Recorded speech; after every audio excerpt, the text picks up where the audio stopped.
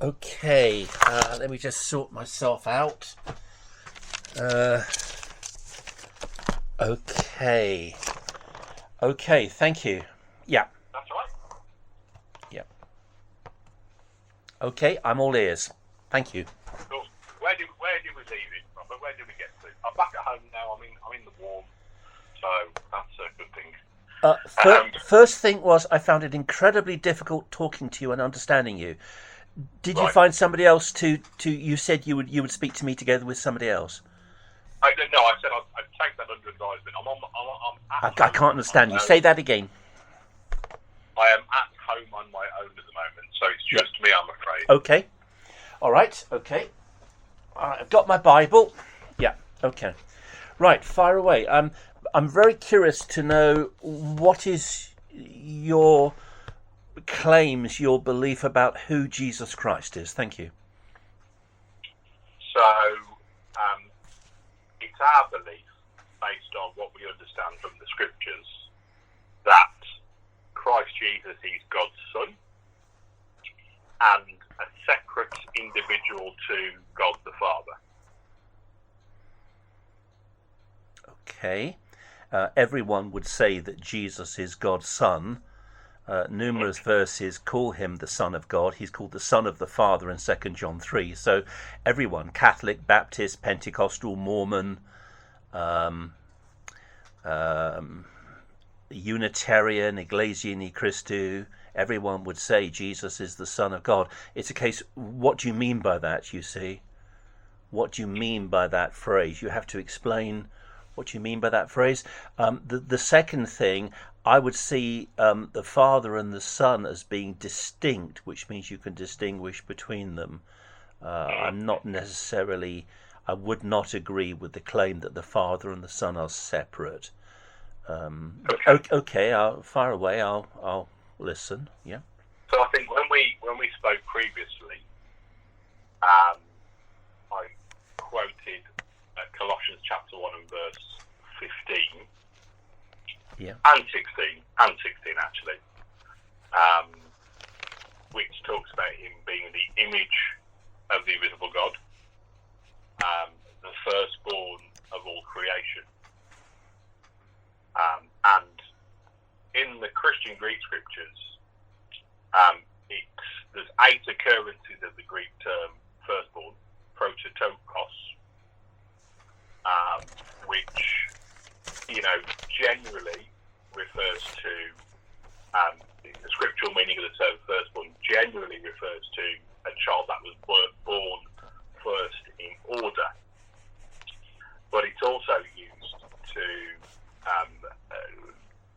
put somebody in a place in time as well. So, for example, I won't go too deep into that because I know you wanted to sort of come back with a response, so I'll leave that there. That's one of the scriptures we would use to show that Christ Jesus was created first.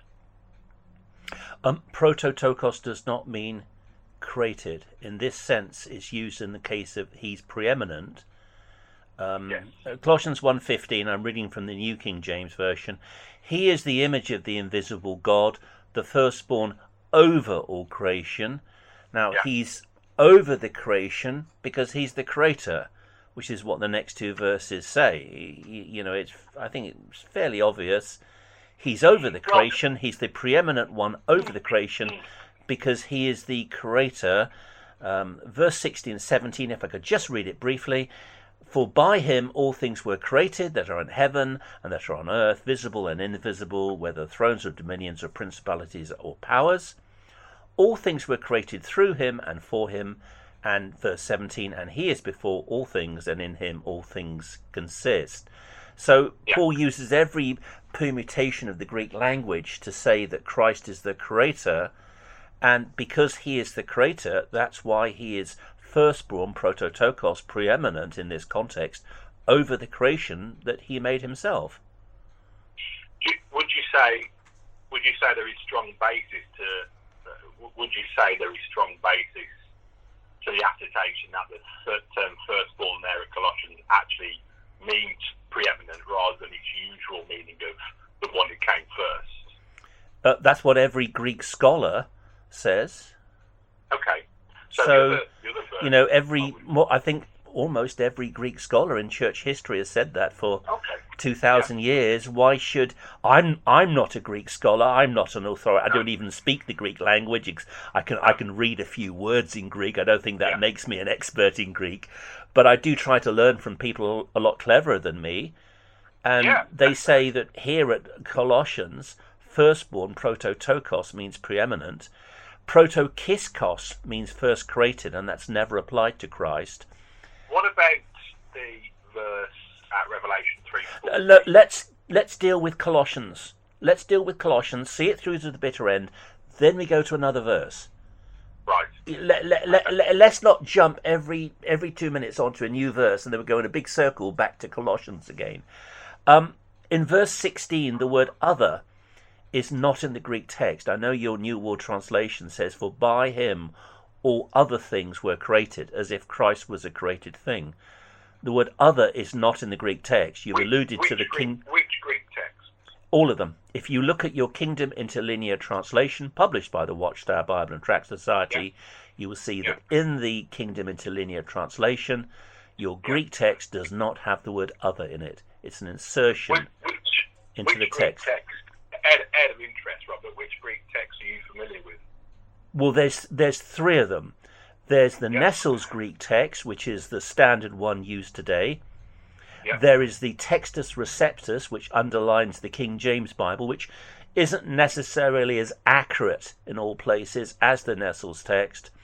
And then there's a very dated text, which is the text used in the Kingdom Interlinear Translation, published by the Watchtower, and that's the Horton Westcott text, which is probably in terms of reliability, it's probably somewhere.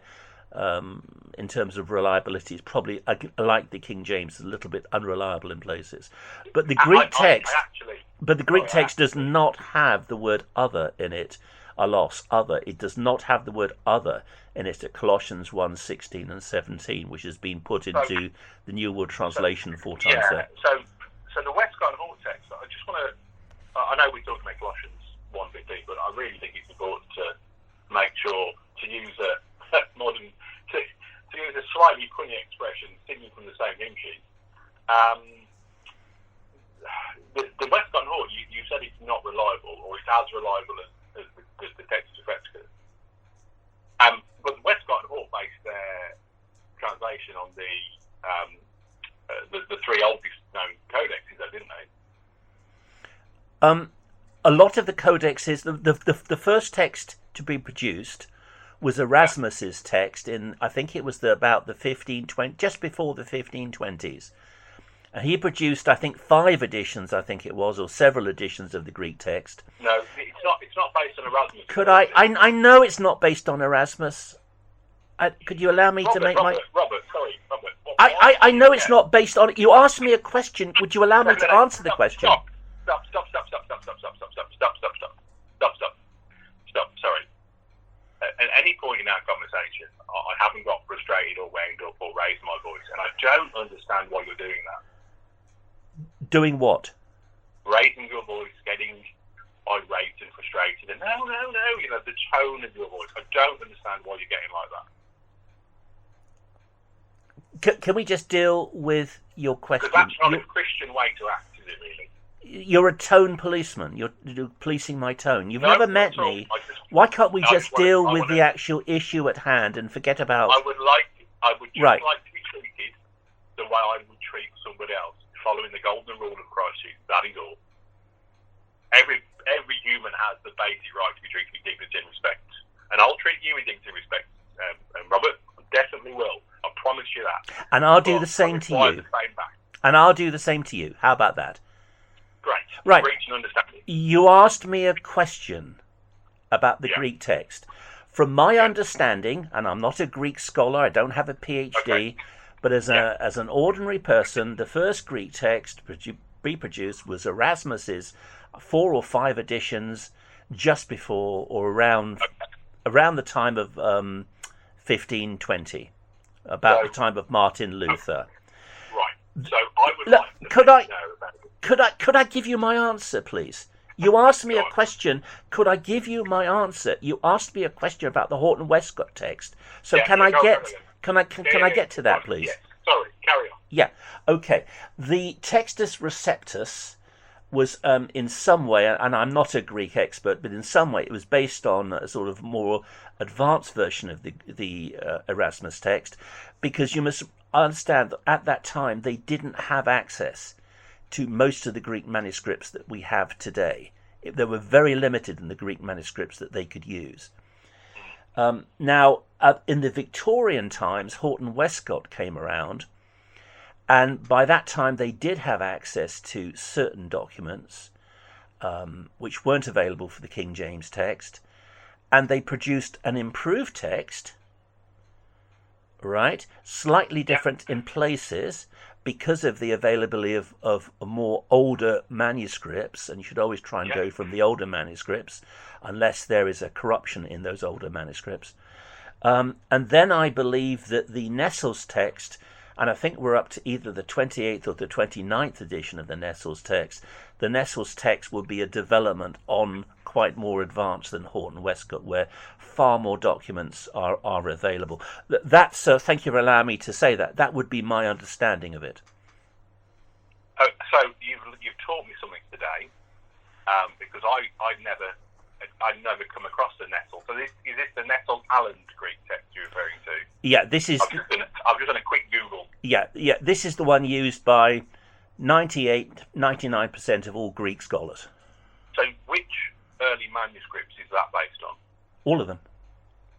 No, but have you got a link or a website I can look at to?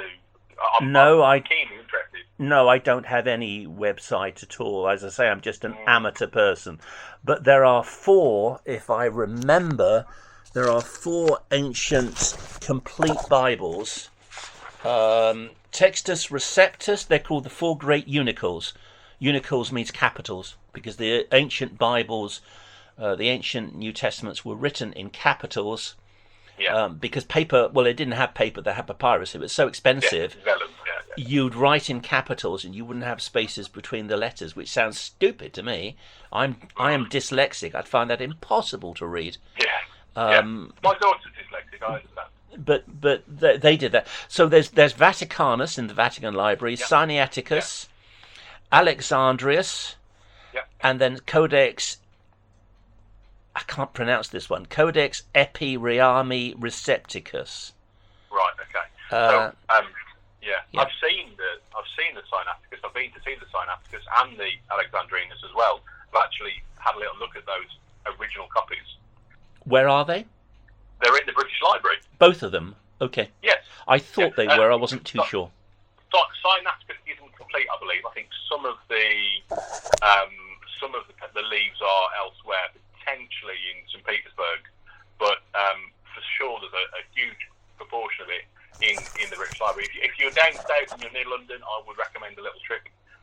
It's a great little. It's quite moving really to be in the presence of. I mean, those texts date back from what the late 400s, don't they? You know, they're very, very old. Yes. Yeah. So Nestle Allen, I'll do some reading about that one. Robert, that's a new one to me. I've not come across that before. What I would say about the Westcott and Hort, I've read a number of comments from secular scholars who still highly rate the Westcott and Hort or the choices Westcott and Hort made in rendering sort of the Greek in English. I think in some scholarly circles it's still regarded as a very reputable source of the Greek text. That's just what I've read. Well, yes, it is, because in certain circumstances it was an improvement over the King James Bible. There were some errors in the King James Bible, and even in the text of the Greek, which in Textus Receptus, which underlaid the King James Bible, and Horton Westcott cleared that up. But it's like comparing an E-type. The Textus Receptus is like the Model T Ford, right? Horton Westcott was in the Victorian days. That's like an E-Type Jag. An E-Type Jag is going to be a lot faster than a Model T Ford. If you put those two together, people will say, wow, it's incredible. Look how far it does, 160 miles an hour. Incredible, this E-Type Jag. But today we've got the Bugatti Veyron and several other cars which can tip just about 300 miles an hour with a specialist team of engineers. So it's almost double the speed of the E-Type Jag. So the E-Type Jag is a great improvement over the Model T Ford, but the Bugatti Veyron's a lot faster than the E-Type Jag. You know what? And it's the same with the Greek text. The Greek text is more accurate in the Nestle's text than it is in the Horton Westcott. I tell you what, if I had the choice, I'd definitely own an E-Type Jag over a Bugatti. I'll tell you that right now. Sorry, that's just me being a bit different. We can still have a friendly banter, right? We can have a joke. My brother bought an E-Type Jag about 30 years ago and took it to. Really? I come from Foy in Cornwall, and he took it to Foy in Cornwall. He bought it as an investment, and it was frightening to be in it. He wasn't going fast, obviously. But there's no roll bar on the E-Type Jag, so if you hit a Cornish hedge, which are very high, and tip the car over, we would both be decapitated, especially as we have to wear seat belts. And he was also ripped off because it actually was two E-Type Jags, which had both been in accidents and were welded together, and there's something wrong with it when it went around the corner, and I didn't feel at all comfortable in it at all. But anyway, that's just a little story. I always wanted a Triumph Spitfire, if I'm honest with you. That was when I was a young man, and I've owned a few Beetles over the years, classic Beetles, but I've always liked the Triumph Spitfire in particular. There's something about the British engineering. The Volkswagen is a very compact car. You know, the engine's very compact. The Germans in their engineering is very space conscious, whereas the British cars in the engine bay, you had so much more room to work, and it was just a different design philosophy. Sorry, we digress, but I want to try and fit. Can I give you one example of one of the corrections that Horton Westcott made?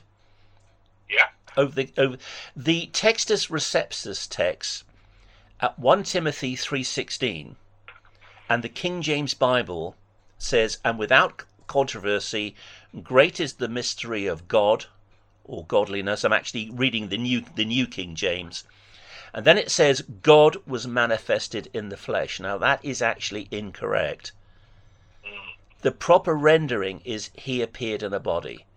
Now, I believe Jesus is God. I believe God was manifest in the flesh. I'm not denying the incarnation. I'm not denying Christ's deity.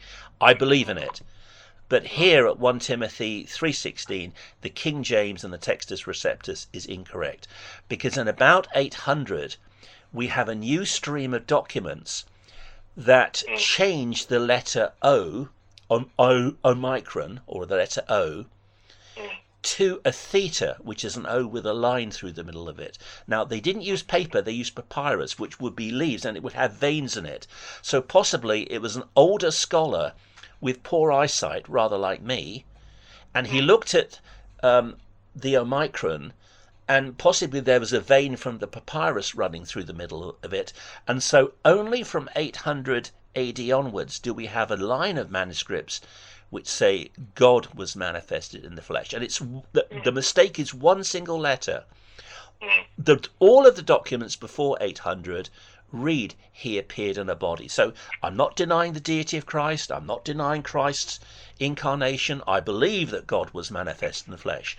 But that's an example that the King James, unfortunately, and my New King James Bible that I'm reading from here, is incorrect at that verse. Horton Westcott corrected that. And there would be more textual evidence to back that up in the Nestle's text. And I would say over 99%, 80, of all biblical scholars use the Nestle's text, unless there's. The Nestle's text. Which modern Bibles could I purchase that based on that text? All of them, more or less, except for the King James and the New King James. And the New World Translation, which is based on the Horton Westcott text. Yeah, obviously we use the New World Translation. We've got in our app. You might not have seen it. Our JW Library app. Yeah. We've got King James, Kingdom Interlinear, King James. Yeah. The Rotherham version, the American tradition.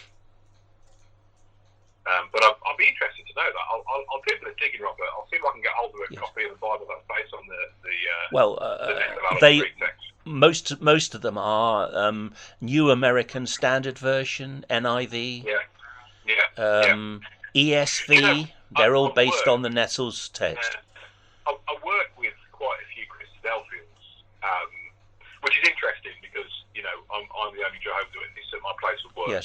Yes. But there are 5 Christadelphians, and I always find it really strange in that there's 50,000 Christadelphians, there's 9 million Jehovah's Witnesses, and yet they outnumber me 5 to 1. I never quite understood that. It's a bit ironic. Right. But I think one of the directors of the company I work for is a Christadelphian, so it's obviously he sort of had more of his friends and sort of congregation members join. But I mean they I don't know why I'm mentioning this out of a more passing interest in tidbit than anything else. Is they don't like the NIV. I don't know why. They just don't read from it. I have spoken to Christadelphians in the past, and I had quite a lot of Christadelphian literature, and in the end, I just threw it all away. I had Elpis Israel, which is quite a rare Christadelphian book, but okay. They like the emphatic dialogues, which I've got a copy of actually somewhere. It's Benjamin. What's his name? Yeah. I can't remember. Have we finished then with Colossians 1? Well, I think what I would suggest is our view, as in Jehovah's Witnesses, is that verse refers to Jesus Christ as the firstborn of all creation, in that he was the first person created by God, Yahweh. First created being or first created person is protokiskos. That's not used anywhere of Jesus Christ in the New Testament. A different word is used at Colossians 1:15, prototokos, which means firstborn, which means preeminent. Let me just give you an example of preeminent. You're aware the Old Testament's translated into Greek, the Septuagint. Yeah. So if you go to the Septuagint, you'll find that David is prototokos, preeminent, at Psalm 89:27. Yeah. But David is the youngest son of Jesse. 1 Samuel 17:14. So how can, if you're going to take firstborn every time to mean literally the first that is born, the first to come out of the womb, how can the youngest son of Jesse be the first to be born out of all the sons? It means preeminent, obviously, because Christ was to come through David, who was going to be the king, not David's brothers, you see. Yeah, I think the Septuagint uses prototokos at Genesis 49:3 as well, doesn't it? Referring to Reuben, but he was the literal firstborn. He was the first son of Jacob. But he uses the same Greek word there. Yes, because in that context, he is the context there would be the first out of the womb. But with Ephraim and Manasseh, both of them are called firstborn. Now they couldn't both be first out of the womb at the same time. So in the New World Translation, there's a cross-reference to Colossians 1:15. For that expression, the firstborn of all creation, and the cross-reference in Revelation 3:14. I am happy to go to Revelation 3:14. Can we just deal with firstborn first?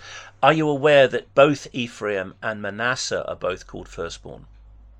I hadn't come across that, but I can have a look. Yeah, Manasseh's firstborn at Genesis 41:51 because he was the first to come out of the womb.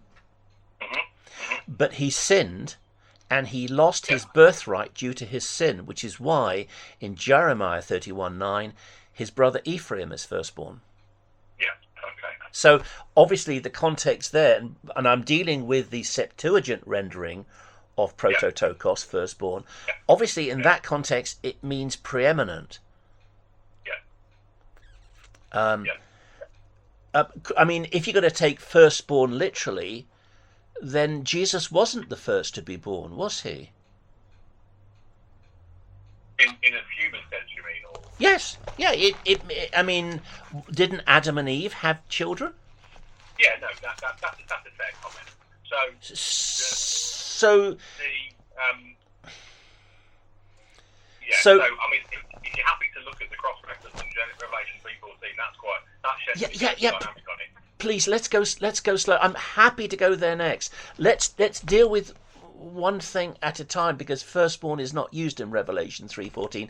That's a different argument. So I'm happy to go there. Cain and Abel were born before Jesus. So how could Jesus be the firstborn? Well, the verse at Colossians 1 says, firstborn of all creation. So it's not, there's the context. We're not talking about, Adam, Cain and Abel, or Manasseh and Ephraim. Paul gives the So it's context firstborn in relation to the creation. So what's your understanding of that statement, the firstborn of all creation? Well, he is the firstborn in relation to the creation. What does that mean? What it means is, you just read the next two verses, which shows you that Jesus Christ is the... Could I... All of the things Could I... in the heavens and on the earth, the things visible and the things invisible, whether they are thrones or lordships or governments or authorities, all of the things have been created through him and for him. No. The word other is not in the Greek text. If you look at the Kingdom Interlinear translation, which is on the Horton Westcott text, the word other, allos, is not in the Greek text. It's not in the King James Textus Receptus Greek text, and it's not in the Nestle's text either. So he is the image of the invisible God, the firstborn over all creation. For by him all things were created. By him is en auto. And then it goes on in verse 16. I'm just going to check. So while you're looking at that, I'm just going to check the Sinaiticus online translation, because I'm going to just check the Greek in the Sinaiticus, because they've digitized it, and it's quite useful, because what you can do is you can actually go to that verse and read it. Where do you go to see this? You can go to codexsinaiticus.org. Pardon? And when you're there, you can just browse your Bible book, and actually it looks like it's there. Yeah, I think it's... where do I go? Just tell me slowly. Yeah, no, literally, it's Codex Sinaiticus, so Codex...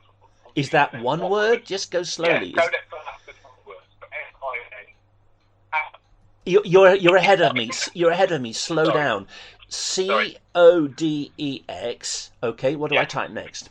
Because I'm dyslexic. I cannot spell for the... That's fine. Yeah. S-I... Yeah.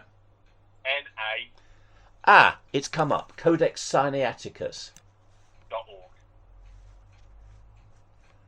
.org. Okay. Right. Thank you very much. I've learned something. That's wonderful. Thank you. That's all right. So I think it's saying that Christ being firstborn is related to the creation which he created. Yeah. Shall I read it from the Sinaiticus word-to-word translation? Yeah. It says, from verse 15, who is the image of the invisible God, the firstborn of every creature. For in him were all things created that are in the heavens and that are visible and invisible, whether thrones or lordships or principalities or authorities.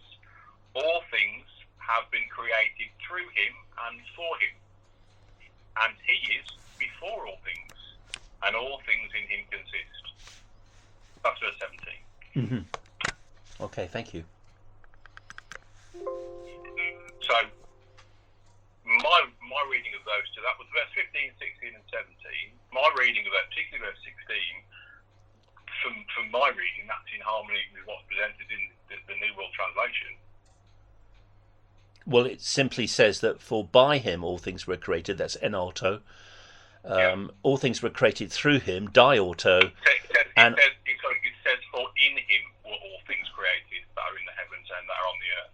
Well, yeah, translations differ whether it's by him or in him, but the Greek is en auto, by him or in him, through him di auto, and for him eis auton. So Paul uses every form of the Greek language to say that Christ is the creator. That's the point Paul's making. And say then that Greek again. Sorry, say that Greek again, please, Robert. What's the Greek word?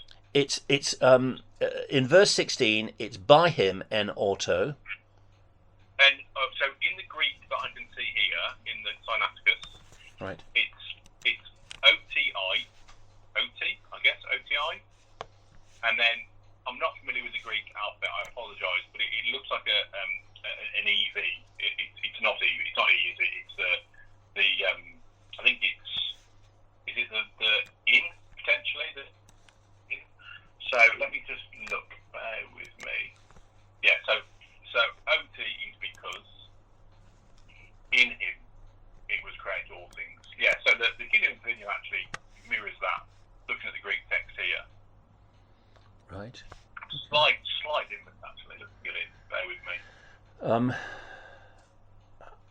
Crash Course in Greek. Gotta love it, right? Well, no, I'm not a Greek person, but I tend to favour the Sinaiticus and Vaticanus just because they predate. They are the oldest known complete manuscripts. You know, there are fragmentary manuscripts that we found. You know, I don't know if you've ever been to the Chester Beatty Library. That's just a phenomenal experience in Dublin. I've been there once before, and it's goosebumps territory, Robert, because you read the papyrus fragments particularly from the John's writings, and some of these fragments date from 150 AD or 150 CE. So they were likely copied from John's original work. Do you know what I mean? Because John wrote his Gospel and his letters and the Book of Revelation, you know, towards the end of the first century, so 98 CE onwards on the Isle of Patmos. So you've got these, and to see them sort of almost word for word what I've got in my Bible in my hand, it's just phenomenal. You know, it goes back to that principle, isn't it, in 2 Timothy 3, 15 and 16, about the Bible being God's inspired word. You know, we trust that God has preserved His word for us as that, you know, guide and source of comfort and wisdom. You know. Anyway, sorry, I digress. I'm now at Codex Sinaiticus, Colossians 1:16. The translation says, "For in Him were all things created." Looking at my New King James, "For by Him all things were created." So in or by is the same thing, and I believe it's en auton. Is it the same thing though? Pardon? Is it the same thing? It's a mere translation. What's important is what does the Greek say, and the Greek says en auto. I'm now looking at the Greek of Sinaiticus, and it's en auto, and that's translated on the website as "For in Him all things were created." In the New King James, it's "For by Him all things were created." It's more or less the same, but it's en auto. It's not though, is it? Because this is. Well, I don't wish to quibble. I don't wish to quibble. No, it's an important point though, because you see, on not just on this verse, I'm sure, but like, you know, the discussion, the discussion really, the topic of our discussion today is, you know, who is Christ Jesus? All right. Okay. All right. In Him. All right. So it says in Colossians 1:16, in Him, en auto. Then it's all things were created. Then it says through Him, Christ, di auto. All things were created, and then for Him, eis auton, all things were created. So Paul uses every form of the Greek language to say that Christ is the creator, and he continues to say that in verse 17. Every possible permutation of the Greek language, that Christ is the creator. So Christ being firstborn is relative to the creation, not to a physical birth. It can't be, because Christ is not the first one who was born. It's our belief that you know, Yahweh, Jehovah. You know what we call Jehovah's Witnesses from short. You know, we use the English translation Jehovah. We know it's not perfect, but it's the best we've got, I guess, for the divine name. You know, and it's our belief that Jehovah directly created the spirit, the mighty spirit angelic creature that became known as Jesus Christ. You know, the archangel Michael revelation refers to him as. You know, and then we understand that, particularly in Colossians, that Christ then went on to use Jehovah's creative power to create the rest of the physical universe. So, you know, we believe that Jesus Christ was instrumental in the act of creation, and that working through Christ Jesus, Jehovah God created everything else, including the angels and then the physical universe, and then, you know, everything else that comes through it. So Jesus was certainly involved in the creative period, but we were trying to establish that they are separate beings, not, you know, we don't believe that Jesus Christ is God. He is a divine being who works alongside his Father, Jehovah.